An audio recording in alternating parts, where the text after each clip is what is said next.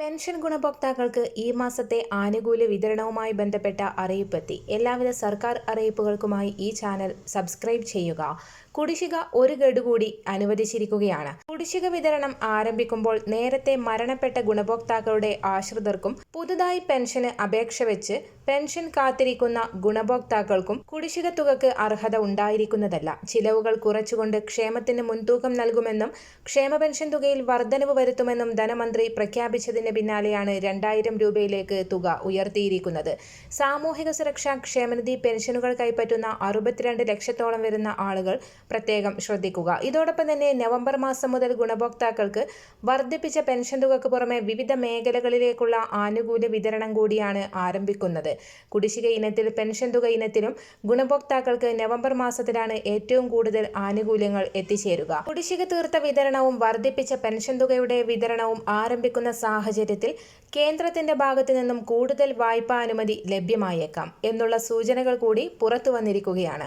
വിധവാ പെൻഷനുകൾ, വാർദ്ധക്യകാല പെൻഷനുകൾ, ഭിന്നശേഷി പെൻഷനുകൾ, കർഷക തൊഴിലാളി ക്ഷേമനിധി പെൻഷനുകൾ കൈപ്പറ്റുന്ന ഗുണഭോക്താക്കൾക്ക് പുറമെ ക്ഷേമനിധി ബോർഡുകൾ വഴി പെൻഷൻ തുക സ്വീകരിക്കുന്ന കെട്ടിട നിർമ്മാണ മേഖലയിൽ ഉൾപ്പെടെയുള്ളവർക്കും ആനുകൂല്യങ്ങൾ വിതരണം ആരംഭിക്കുകയാണ്. ഒരു മുടക്കവും കൂടാതെ പെൻഷൻ തുക ഇതുവരെയും എത്തിച്ചേർന്നിട്ടുള്ള 26 ലക്ഷത്തോളം വരുന്ന ആളുകളുടെ അക്കൗണ്ടുകളിലേക്ക് പെൻഷൻ തുകയുടെ വിതരണം ആരംഭിക്കും. കൈകളിൽ പെൻഷൻ തുക സ്വീകരിക്കുന്ന ഗുണഭോക്താക്കൾക്കും തുക എത്തിച്ചേരും. 8.46 ലക്ഷം പേർക്ക് ദേശീയ പെൻഷൻ പദ്ധതിയിലെ കേന്ദ്രവിഹിതം കേന്ദ്ര സർക്കാരാണ് നൽകേണ്ടത്. ഇതിനാവശ്യമായ 24.21 കോടി രൂപയും സംസ്ഥാനം മുൻകൂർ അടിസ്ഥാനത്തിൽ അനുവദിച്ചിട്ടുണ്ട്. ധനമന്ത്രി KN ബാലഗോപാൽ വ്യക്തമാക്കി. ഈ വിഹിതം കേന്ദ്ര സർക്കാരിന്റെ PFMS സംവിധാനം വഴി ഗുണഭോക്താക്കളുടെ ബാങ്ക് അക്കൗണ്ടുകളിലേക്ക് ക്രെഡിറ്റ് ചെയ്യപ്പെടും. ഈ സാഹചര്യത്തിലാണ് വീണ്ടും അറിയിപ്പ് എത്തിച്ചേർന്നിരിക്കുന്നത്. നിലവിൽ ഏതെങ്കിലും സഹായം കിട്ടാത്ത സ്ത്രീകൾക്ക് പ്രതിമാസം 1000 രൂപ വീതം സ്ത്രീ സുരക്ഷാ പെൻഷൻ നൽകുമെന്ന് അറിയിച്ചു. യുവാക്കൾക്ക് സ്കോളർഷിപ്പ് നൽകുമെന്നും മുഖ്യമന്ത്രി അറിയിച്ചു. പ്രതിവർഷം 1 ലക്ഷം രൂപയിൽ താഴെ വരുമാനമുള്ളവർക്കാണ് പ്രതിമാസം 1000 രൂപ സ്കോളർഷിപ്പ് ലഭിക്കുക. ക്ഷേമ പെൻഷൻ 400 രൂപ വർദ്ധിപ്പിച്ച് 2000 രൂപ ആക്കിയതിന് പിന്നാലെയാണ് വീണ്ടും പുതിയ പ്രഖ്യാപനങ്ങൾ എത്തിയിരിക്കുന്നത്.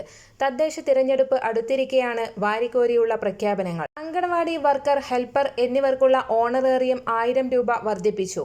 ഇതോടൊപ്പം തന്നെ സമൂഹത്തിലെ സാമ്പത്തികവും സാമൂഹികവുമായി പിന്നോക്കം നിൽക്കുന്ന ആളുകൾക്ക് കൈത്താങ്ങ് എന്ന നിലയിൽ സർക്കാർ സാമൂഹിക സുരക്ഷാ പെൻഷൻ വീണ്ടും വിതരണം കൂടുതൽ വിപുലമാക്കുമെന്ന് കൂടി പ്രഖ്യാപിച്ചിരിക്കുകയാണ്. പെൻഷൻ തുകയിൽ വർധനവ് വരുത്തിയതോടുകൂടി നിരവധി ആളുകളാണ് പെൻഷന് അപേക്ഷ വെച്ച് കാത്തിരിക്കുന്നത്. സോഷ്യൽ ഓഡിറ്റിംഗിന്റെ ഭാഗമായി അർഹരെന്ന് തെളിയിക്കുന്ന ഗുണഭോക്താക്കൾക്കെല്ലാം തന്നെ പദ്ധതിയുടെ ആനുകൂല്യങ്ങൾ എത്തിച്ചേരും. സർക്കാർ ജീവനക്കാർക്കുള്ള പുതുക്കിയ ശമ്പള വിതരണം ആരംഭിച്ചിരിക്കുകയാണ്. DA, DR എന്നിവ 4% കൂട്ടിക്കൊണ്ടുള്ള ഉത്തരവ് സംസ്ഥാന സർക്കാർ പുറത്തിറക്കിയിരുന്നു. ശമ്പളത്തിനൊപ്പം കൂട്ടിയ തുക നൽകുമെന്ന് ധനവകുപ്പ് അറിയിച്ചിരുന്നു. കഴിഞ്ഞ ദിവസം മുഖ്യമന്ത്രി പിണറായി വിജയൻ വാർത്താ സമ്മേളനത്തിൽ നടത്തിയ പ്രഖ്യാപനങ്ങളാണ് ഉത്തരവായി പുറത്തിറക്കിയത്. ജീവനക്കാരുടെ 18% ക്ഷാമബത്ത ഇതോടെ 22%. പെൻഷൻകാരുടെ DRലും സമാനമായ വർധന ഉണ്ടാകും. സംസ്ഥാന സർക്കാർ പുതിയ ക്ഷേമ പദ്ധതികൾ പ്രഖ്യാപിച്ചതോടെ ഓരോ വീട്ടിലേക്കും മാസം 6000 മുതൽ 7000 രൂപ വരെ എത്തുമെന്ന് ധനമന്ത്രി KN ബാലഗോപാൽ വ്യക്തമാക്കി. മുഖ്യമന്ത്രി കഴിഞ്ഞ ദിവസം നടത്തിയ പ്രഖ്യാപനങ്ങൾ പൂർത്തീകരിക്കാൻ മാത്രം ഈ വർഷം 10,000 കോടി രൂപ അധികം വേണ്ടിവരും. സ്ത്രീ സുരക്ഷാ പെൻഷൻ പദ്ധതിക്ക് 3800 കോടി രൂപയും സാമൂഹിക സുരക്ഷാ പെൻഷൻ വർധനയ്ക്ക് 2800 കോടി രൂപയും യുവതലമുറക്ക് കണക്ട് ടു വർക്ക് സ്കോളർഷിപ്പിന് 600 കോടി രൂപയും ഉൾപ്പെടെയാണിത്. സാമ്പത്തിക വർഷത്തിന്റെ പകുതിയോളം കാലം അവശേഷിക്കെ നടപ്പിലാക്കാൻ കഴിയുമെന്ന് ഉറപ്പുള്ള പദ്ധതികളാണ് പറഞ്ഞിട്ടുള്ളത്. സംസ്ഥാനത്തെ ഒരു സാധാരണ കുടുംബത്തിലെ 3 തലമുറയിൽപ്പെട്ട ആളുകളിലേക്കും സർക്കാരിന്റെ ക്ഷേമ പരിപാടികൾ നേരിട്ടെത്തുകയാണ്. ഇതിനു പുറമെ സർക്കാർ നടത്തുന്ന വിപണി ഇടപെടലിന്റെ ഭാഗമായി വിലക്കുറവിന്റെ നേട്ടവും കുടുംബ ബജറ്റിൽ പ്രതിഫലിക്കും.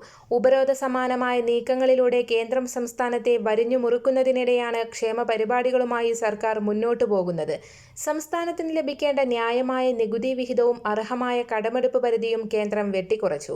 ഇതിലൂടെ ഓരോ വർഷവും കേരളത്തിന് ലഭിക്കേണ്ട 50,000 കോടി രൂപയെങ്കിലും നിഷേധിക്കപ്പെട്ടുവെന്നും മന്ത്രി KN ബാലഗോപാൽ അറിയിച്ചു. കടുത്ത സാമ്പത്തിക പ്രതിസന്ധിക്കിടയിലും സർക്കാർ ജീവനക്കാരെയും പെൻഷൻകാരെയും ചേർത്തുപിടിച്ച് സംസ്ഥാന സർക്കാർ 4% DA/DR കുടിശ്ശിക നവംബറിൽ വിതരണം ചെയ്യും. ശമ്പള പരിഷ്കരണ കുടിശ്ശികയുടെ 3ഉം 4ഉം ഗഡുക്കളും ഈ സാമ്പത്തിക വർഷം നൽകും. 4% DA കുടിശ്ശിക നൽകുമ്പോൾ ഏറ്റവും കുറഞ്ഞത് 920 രൂപ അടുത്ത മാസത്തിലെ ശമ്പളത്തിൽ അധികം ലഭിക്കും. ശമ്പള പരിഷ്കരണത്തിന്റെ 3ഉം 4ഉം ഗഡുക്കൾ ലഭിക്കുമ്പോൾ ശരാശരി ഒരു ജീവനക്കാരന് 30,000 രൂപ അധികം ലഭിക്കും. ഈ വർഷം ഏപ്രിൽ മുതൽ സെപ്റ്റംബർ മാസങ്ങളിലും ഓരോ ഗഡു അനുവദിച്ചിരുന്നു. 3% വീതമാണ് നൽകിയത്. നവംബറിൽ നൽകുക 4%വും. ഇതോടെ അവസാന 8 മാസത്തിനുള്ളിൽ 10% DA/DR വർധനയാണ് നടപ്പാക്കിയത്. ഇനി 5 ഗഡുവാണ് കുടിശ്ശിക. ഒന്നാം പിണറായി സർക്കാരാണ് 2021 ഫെബ്രുവരിയിൽ 16% DA/DR ഒരുമിച്ച് നൽകി കുടിശ്ശിക പൂർണ്ണമായും തീർത്തത്. 11ാം ശമ്പള പരിഷ്കരണ കുടിശ്ശികയുടെ 3ഉം 4ഉം ഗഡുക്കളാണ് ഈ സാമ്പത്തിക വർഷം നൽകുക. 2026 ഏപ്രിൽ 1 ശേഷം ഇത് PF-ൽ ലയിപ്പിക്കും. PF ഇല്ലാത്തവർക്ക് പണമായി 2026 ഏപ്രിൽ 1 ശേഷം നൽകും. ശമ്പള പരിഷ്കരണ കുടിശ്ശികയുടെ 1ഉം 2ഉം ഗഡുക്കൾ ഈ വർഷം നൽകിയിരുന്നു. സ്ത്രീകൾക്കുള്ള പെൻഷൻ, കണക്ട് ടു വർക്ക് സ്കോളർഷിപ്പിനും പൊതുവായ മാനദണ്ഡങ്ങൾ നിശ്ചയിച്ചെങ്കിലും മാർഗനിർദ്ദേശങ്ങൾ അന്തിമമായിട്ടില്ല. വിതരണ സംവിധാനത്തെക്കുറിച്ചും തീരുമാനിക്കണം. ഇവക്ക് അന്തിമ രൂപം നൽകി തദ്ദേശ വോട്ടെടുപ്പ് തിരഞ്ഞെടുപ്പിന് മുൻപ് തന്നെ ആനുകൂല്യങ്ങൾ നൽകാനാണ് ശ്രമം നടക്കുന്നത്. വർദ്ധിപ്പിച്ച പ്രകാരമുള്ള ക്ഷേമ പെൻഷൻ ഈ മാസം തന്നെ വിതരണം ചെയ്യാനാണ് തീരുമാനം. ക്ഷേമ പെൻഷൻ 1600 രൂപയായിരുന്നപ്പോഴുള്ള ഒരു മാസത്തെ തുക ഇനിയും കുടിശ്ശികയാണ്. അതും ഈ സാമ്പത്തിക വർഷം തന്നെ നൽകുമെന്ന് ധനവകുപ്പ് അധികൃതർ അറിയിച്ചു. കണക്ട് ടു വർക്ക് സ്കോളർഷിപ്പിന് അർഹമാകാൻ കുടുംബ വരുമാനം 1 ലക്ഷം രൂപയിൽ കൂടാൻ പാടില്ല. ഇനി ശേഷിക്കുന്നത് സർക്കാർ ജീവനക്കാരുടെ ശമ്പള പെൻഷൻ പരിഷ്കരണവും പങ്കാളിത്ത പെൻഷൻ പ്രകാരമുള്ള പദ്ധതി പ്രഖ്യാപിക്കലുമാണ്. ഇത് സംബന്ധിച്ച കണക്കുകൂട്ടലുകളും നടക്കുന്നുണ്ട്. ശമ്പള കമ്മീഷനെ നിയമിച്ചാൽ കൂടുതൽ സമയം വേണ്ടിവരുമെന്നതിനാൽ ഉദ്യോഗസ്ഥ തല സമിതി മതിയോ എന്നും ആലോചനയുണ്ട്. ക്ഷേമ പെൻഷൻ 2000 രൂപയാക്കി വർദ്ധിപ്പിച്ചെങ്കിലും ബജറ്റിൽ ഇനിയും കൂട്ടണമെന്ന് LDF-ൽ ആവശ്യം ഉയർന്നിട്ടുണ്ട്. ആശാ വർക്കർമാർ ഉൾപ്പെടെയുള്ള സ്കീം തൊഴിലാളികൾക്ക് നൽകുന്ന വേതനം വർഷങ്ങളായി കൂട്ടിയിട്ടില്ല. ഇപ്പോൾ 1000 രൂപ വീതമാണ് ഇവർക്ക് കൂട്ടിയത്. ഇത് പോരെന്നും കൂടുതൽ കൂട്ടണമെന്നും CPM-ന്റെ ഭാഗമായ സംഘടനകളിൽ നിന്ന് സമ്മർദ്ദമുണ്ട്. ജനുവരിയിൽ അവതരിപ്പിക്കുന്ന ബജറ്റിൽ ഇതെല്ലാം പരിഗണിക്കാമെന്നാണ് ഇവരെ അറിയിച്ചിട്ടുള്ളത്.